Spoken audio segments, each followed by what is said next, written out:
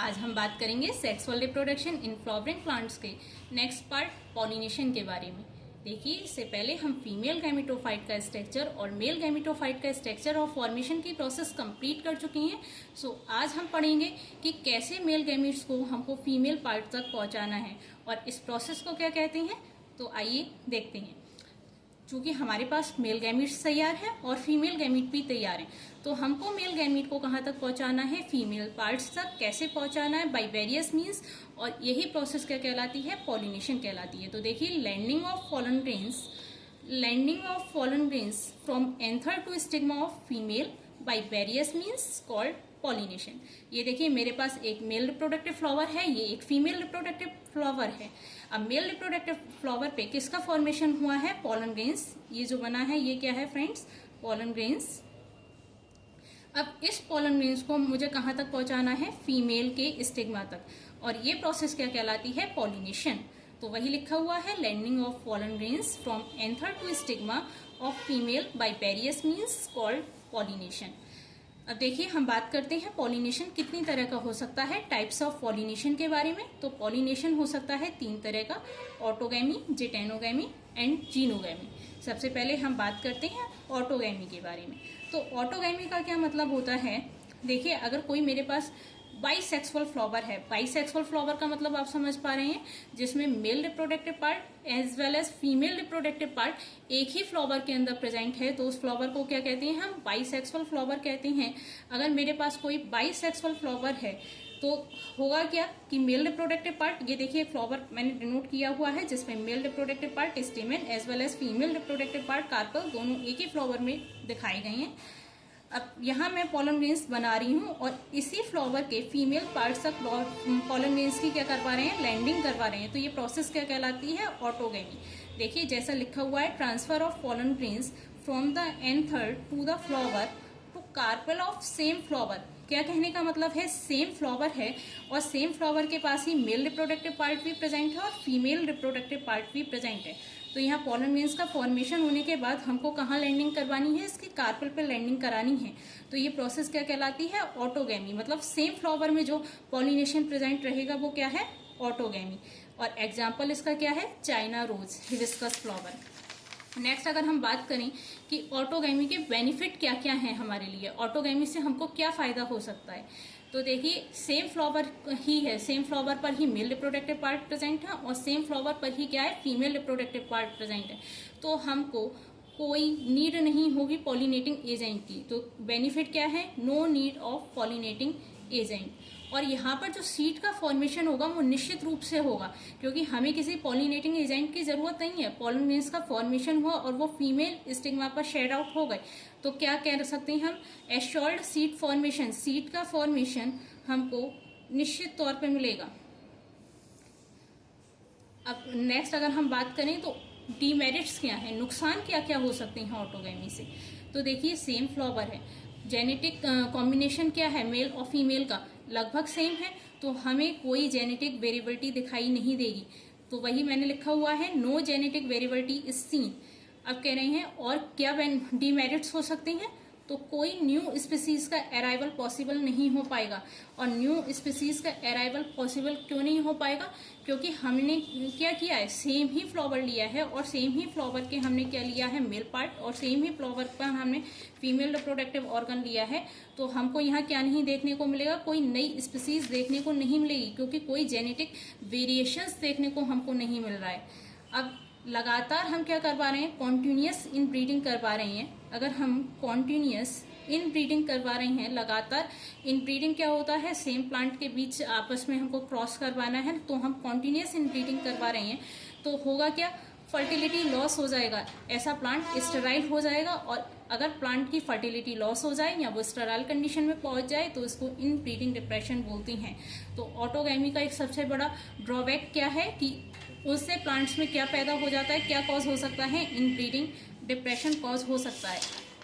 अब देखिए, कुछ प्लांट्स ऐसे होते हैं जिनमें 2 तरह के फ्लावर्स प्रेजेंट होते हैं। हम बात कर रहे हैं, कुछ प्लांट्स ऐसे होते हैं जिनमें 2 तरह के फ्लावर्स प्रेजेंट होते हैं। कौन कौन से, एक तो होते हैं क्लिस्टोगैमस फ्लावर, क्लिस्टोगैमस फ्लावर और दूसरे होते हैं चेस्मोगैमस फ्लावर।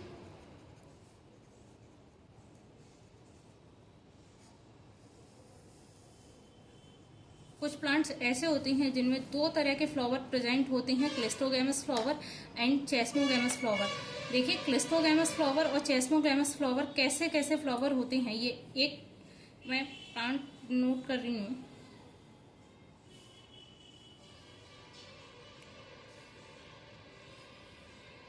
और एक ही प्लांट पर दो तरह के फ्लावर प्रेजेंट हो सकते हैं।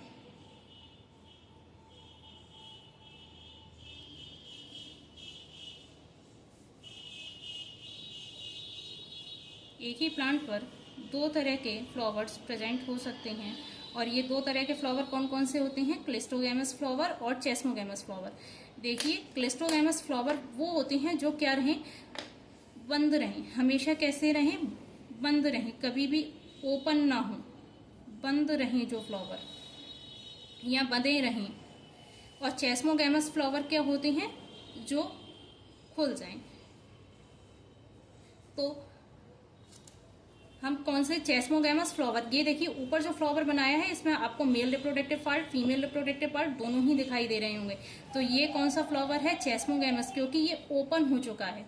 तो चेस्मोगैमस फ्लावर कौन से होते हैं, ओपन फ्लावर, जो मैच्योरिटी के टाइम पर जो फ्लावर ओपन हो जाते हैं। तो ऐसे फ्लावर क्या कहलाते हैं, चेस्मोगैमस फ्लावर। लेकिन ऐसे फ्लावर जो मैच्योरिटी के टाइम पर भी ओपन नहीं होते हैं, ऐसे फ्लावर कहलाते हैं क्लिस्टोगैमस फ्लावर। और क्लिस्टोगैमस फ्लावर में पूर्णतः ऑटोगैमी ही प्रेजेंट होती है।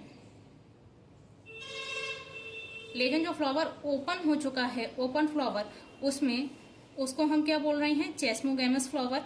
और उसमें जिटेनोगैमी भी प्रेजेंट हो सकता है। अभी हम बात करेंगे कि जिटेनोगैमी क्या होती है।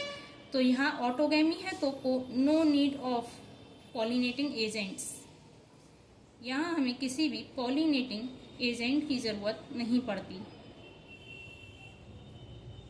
अब ऐसे फ्लावर जिनमें ये दोनों ही तरह के फूल प्रेजेंट होते हैं, दोनों ही तरह के फ्लावर प्रेजेंट होते हैं, ऐसे प्लांट्स, इनके एग्जाम्पल क्या क्या हैं, ऑक्जेलिस, बायोला और कॉमिलेना। ऑक्जेलिस, बायोला एंड कॉमिलेना ऐसे फ्लावर हैं, ऐसे प्लांट्स हैं जिसमें ये दोनों तरह के फ्लावर प्रेजेंट होते हैं, cleistogamous flower and chasmogamous flower. Cleistogamous flower जो हमेशा बंद रहते हैं, तो उनमें केवल और केवल क्या पॉसिबिलिटीज होती है, ऑटोगैमी की। लेकिन चेस्मोगैमस फ्लावर वो फ्लावर होते हैं जो मैच्योरिटी के टाइम पर ओपन हो जाते हैं, तो इनमें ऑटोगैमी के साथ साथ किसकी भी अपॉर्चुनिटी भी रहती है, इनमें जिटेनोगैमी भी प्रेजेंट हो सकता है, इनमें जिटेनोगैमी भी प्रेजेंट हो सकता है। तो इन फ्लावर का फायदा क्या है, इन प्लांट्स में दो तरह के फ्लावर हैं तो इनको बेनिफिट क्या है, इनको बेनिफिट ये है कि अगर जिटेनोगैमी नहीं हो रही है तो ऑटोगैमी तो होगी होगी, और प्लांट्स अब की जनरेशन लगातार बनी रहेगी। अब हम दूसरे पॉलिनेशन के टाइप के बारे में बात करते हैं, और वो क्या है, जिटेनोगैमी।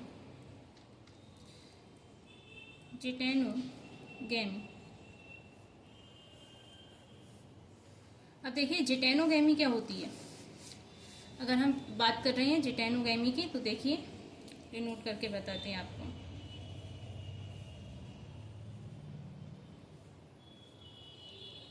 ये एक प्लांट है और एक प्लांट पर एक मेल फ्लावर और उसी प्लांट पर फीमेल फ्लावर प्रेजेंट है। मतलब प्लांट एक है लेकिन फ्लावर अलग अलग है, प्लांट एक है लेकिन फ्लावर अलग अलग है। तो मैं बोल सकती हूँ कि प्लांट कैसा है, बाइसेक्सुअल, क्योंकि इसके पास मेल रिप्रोडक्टिव फ्लावर भी है और फीमेल रिप्रोडक्टिव फ्लावर भी है। लेकिन मैं बोलूँ फ्लावर कैसा है, तो फ्लावर कैसा है, यूनिसेक्सुअल, क्योंकि फ्लावर के पास या तो केवल मेल पार्ट प्रेजेंट है या केवल फीमेल पार्ट प्रेजेंट है। अब बताइए यहाँ पॉलन ग्रेन्स का फॉर्मेशन हो रहा है और पॉलन ग्रेन्स कहाँ पहुँच रही हैं, यहाँ फीमेल की स्टिग्मा तक पहुँच रही हैं। तो ये पॉलिनेशन का कौन सा टाइप कहलाता है, जिटेनोगैमी। तो बोल सकते हैं transfer of pollen grains of one flower to the stigma of another flower of same plant। अगर प्लांट सेम है और फ्लावर अलग अलग हैं तो हमने जो पोलन ग्रेन्स का फॉर्मेशन किया है उसको हम कहाँ लैंड करवा रहे हैं, फीमेल की स्टिग्मा तक लैंड करवा रहे हैं। तो ये प्रोसेस क्या कहलाती है, जिटेनोगैमी। और इसके एग्जाम्पल क्या हैं, कैस्टर एंड मेज। कैस्टर और मेज जिटेनोगैमी के एग्जाम्पल्स हैं। अब इसके बाद हम बात किसकी करते हैं, पॉलिनेशन के तीसरे टाइप जीनोगैमी के बारे में। पॉलिनेशन के तीसरे टाइप जीनोगैमी के बारे में। अब देखिए जीनोगैमी का क्या मतलब है। अगर मेरे पास एक ऐसा प्लांट प्रेजेंट है जिसपे केवल मेल फ्लावर प्रेजेंट है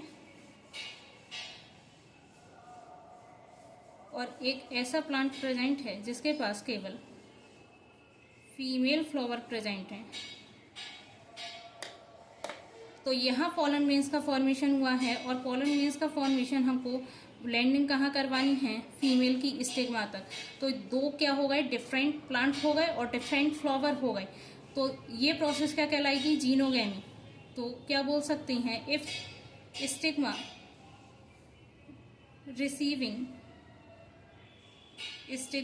इज रिसीविंग द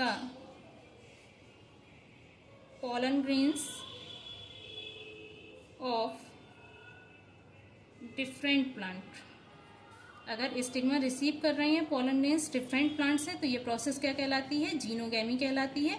अब जीनोगैमी का क्या बेनिफिट है, तो जीनोगैमी का जो बेनिफिट है वो क्या है, chances of variability is very high. यहाँ पे जेनेटिक वेरिएबिलिटी के चांसेस रहते हैं, वो क्यों बहुत ज़्यादा हाई रहेंगे, बहुत ज़्यादा हमको जेनेटिक वेरिएबिलिटी देखने को मिलेगी, क्योंकि यहाँ पे ये जो दो डिफरेंट प्लांट हैं उन डिफरेंट प्लांट का जो जेनेटिक मेकअप होगा वो भी कैसा होगा, डिफरेंट होगा। जैसे मेल प्लांट अलग है तो उसका जेनेटिक मेकअप क्या होगा, डिफरेंट होगा। फीमेल प्लांट का जेनेटिक मेकअप क्या होगा, डिफरेंट होगा। इस वजह से यहाँ पर जेनेटिक वेरिएबिलिटी के चांसेस क्या हैं, बहुत हाई देखने को मिलती हैं। और ये ऐसा पॉलिनेशन का टाइप है जिसमें हमें पॉलिनेटिंग एजेंट्स की ज़रूरत पड़ती है। तो यहाँ पे हमको किसकी भी ज़रूरत पड़ती है, पॉलिनेटिंग एजेंट्स की भी ज़रूरत पड़ती है। एग्जाम्पल्स